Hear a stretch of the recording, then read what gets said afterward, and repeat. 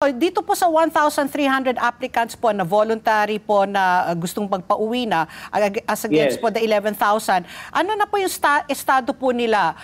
Are we expecting them to come home na in batches po? Itong 1,300 na proseso na ba yung kanilang mga papeles, na sa kanila na ba yung exit visas po nila? What is the status po? Suspended ang flights po ngayon outside of the Rafik Hariri Airport, Beirut.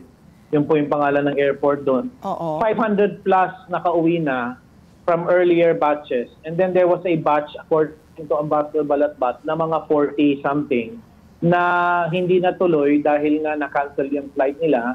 Pero according to our team in Lebanon, the flights will reopen in early October. So standby lang po tayo, no? So we are in coordination naman with them every day. Okay.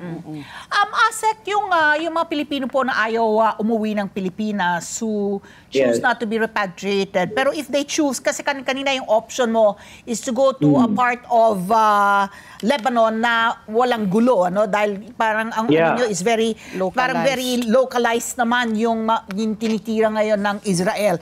But what about the option of crossing into the border of Syria, for example, or Jordan? Is that an option? No, I don't recommend po na pumunta sila ng Syria because Syria is also being attacked by Israel. Okay. So parang from the frying pan into the fire yan.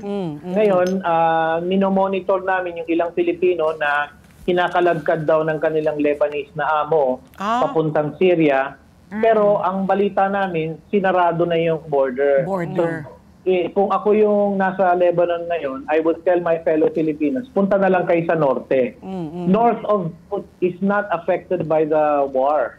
North of Beirut, ang laking area pa yan ng Lebanon, hindi po yan untouched po yan by the conflict.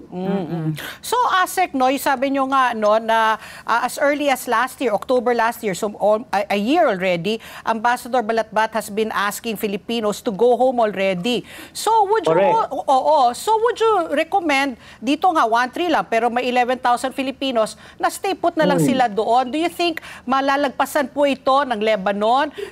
Things will be business as usual, maybe in the next couple of weeks or months, and there's no rush or there's no need for the Filipinos to come home. Na a lot of them are afraid na wala naman silang mauuwian dito, although sinabi po ng DMW na may package po na ibibigay. Pero syempre alam natin that's not sufficient, no? Ang alam ko, merong program ang Philippine government for reintegration at meron silang seed money to start their business here if they want.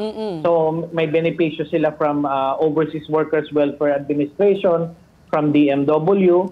Tapos yung ayuda ng DFA naman, doon na binibigay mismo sa Lebanon, sa Beirut. Sa mga hindi makabili ng grocery, yung mga walang cash. So I cannot predict what will happen in Lebanon. But basta we stick by the announcement of the embassy in Beirut na please leave while you still can. So that has always been a consistent message. Let's get together. Sunday 25. Sunday 25.